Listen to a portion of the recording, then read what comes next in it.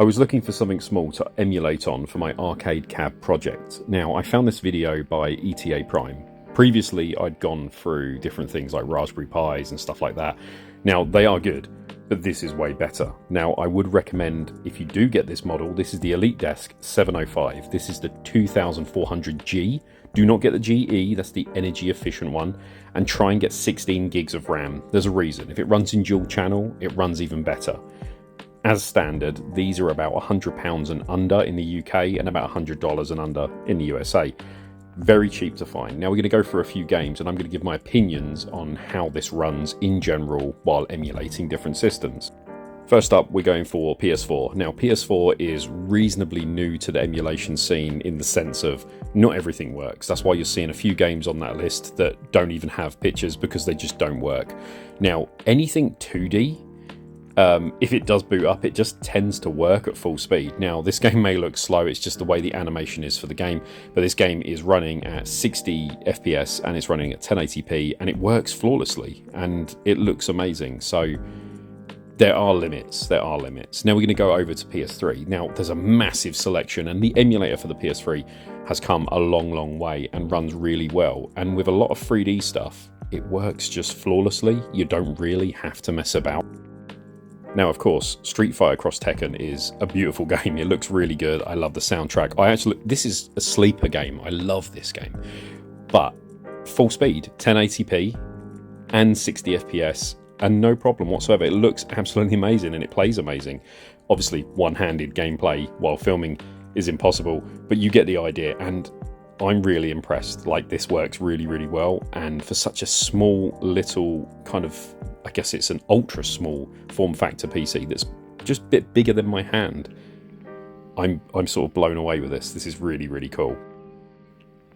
Now we're on to another Tekken game. I think this is Dark Resurrection, Tekken 5.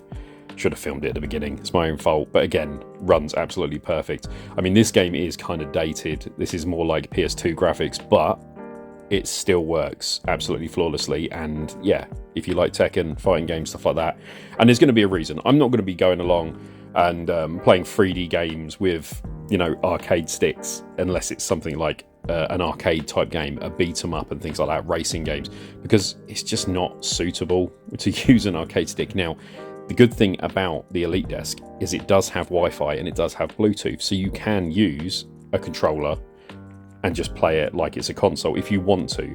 So obviously I've got it in a cab, I'm putting cab-based games on it. Now, Marvel vs. Capcom 3, this game is harder to run, but there's a reason.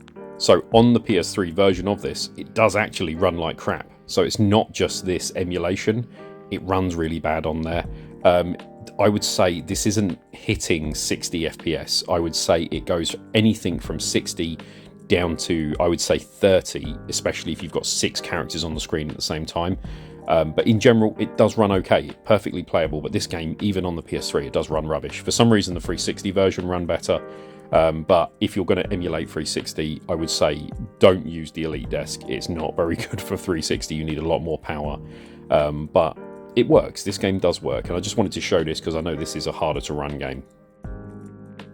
Now, this is me just scrolling through some of the PS3 games that I've got on here. Now, anything 2D is flawless, no problem. 3D, it does work, and I would say a lot of the stuff, like that Guilty Gear game is like that 2.5D, where it's 3D and 2D, but it works flawlessly. It is one of those things with emulation, it's like, is it hit, is it miss? And a lot of the games are great. PS3, I don't think you can go wrong. This is PS2, and I haven't had a problem with any of these games here. Some of these games came on the build, the batocera build I downloaded. Some of them I added. Obviously, fighting games I've added. And they all work flawlessly and at the same resolution that the screen is, 1080p. Now, this is Nintendo Switch. And the difference between Nintendo Switch and the Wii U emulator, it seems to do the shaders beforehand, which is a much better way of doing it, instead of going into the Wii U one. And you'll see this later. So this is Mario Kart. Everyone's played it. Everyone owns it. It's on the Wii U. It's on the Switch. And this is at 1080p, running in docked mode.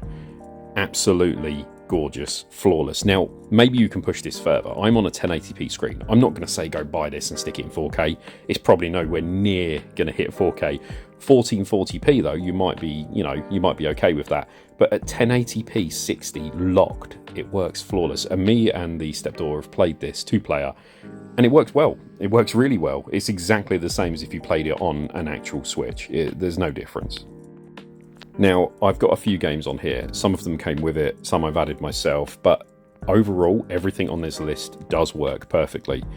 I would say, again, it's hit and miss whether it works first time because of the shader cache. Now, if you look at this, it's working. You can see Law there. He looks great, but as he loads into the game, they have to do the shaders. So what happens is it will stutter for a second. The shaders will be invisible. Look at his skin when he goes in. Ready? See their skin's missing, face is missing, and then it pops in. And now look, perfectly. 60 FPS, 1080p locked, no problem. Once it's done it once, it doesn't need to do it again. So next time you play, that wouldn't do that. That's just how Wii U works. I just think the Switch emulator just works better, but sadly, there's no Tekken games on the Switch. So what about PC games? Now, of course, this is Linux. Now, I've played these games, the PC games, on the PC mode of this. I've got 2 hard drives, and I don't really get a massive difference between running it with DirectX 12 or running with batocera and actually emulating DirectX 12 with Vulkan. Now, of course, here we go. Here's Tekken again. Sorry if you're sick of it. It's a good way of trying it out.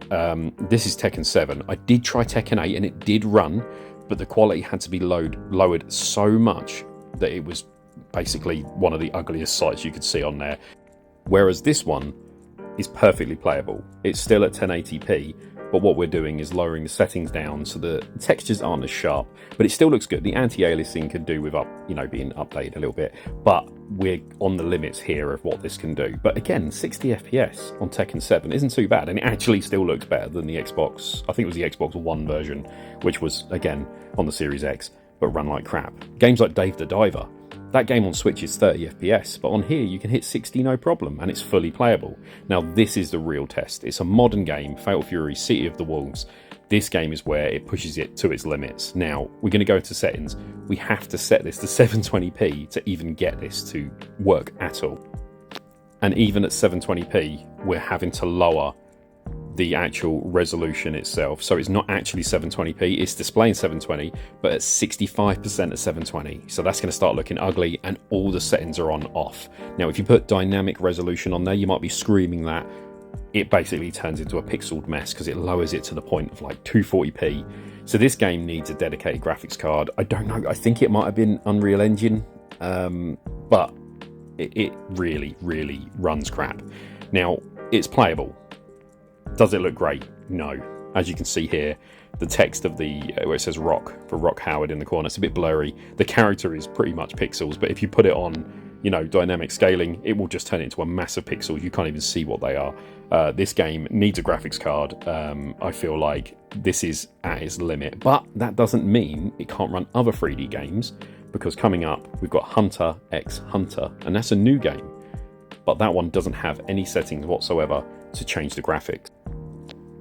Now, Hunter x Hunter is a new game. It's getting a bit of hate at the moment. I think it's an okay game. It's not great, but it's okay. This is native 1080p, working perfectly, 60 FPS. The game has a softer sort of image as standard. You can't make that any sharper. That's as sharp as it gets because that's the style they went for. But the game works absolutely flawless as if you were on any other PC. And that's what I'm saying. This is a 3D game, but works absolutely perfect. Whereas when you're playing City of the Wolves, it's another 3D game, but it struggles massively. Now, this game, as I said, has no settings whatsoever to adjust. You can set it to the resolution you're using, but that is it. There's no other option to change sort of shadows and things like that. It's locked, so you get what you're given. But it works absolutely flawless. And this is a new game. It's just come out. And last of all, we're going to talk about the retro. Anything before this, we're talking Nintendo 64, we're talking Dreamcast, we're talking Neo Geo, arcade stuff. Flawless. And this mini PC still has the power to use things like Mega Bezel, which simulates a CRT look on whatever you use it on, and it looks incredible. But overall, for the price, I don't think you can go wrong. I've tried all different things, trying to settle on something that's powerful enough, but not silly prices. And I feel like for the price, this is like a hidden gem. This system is really good.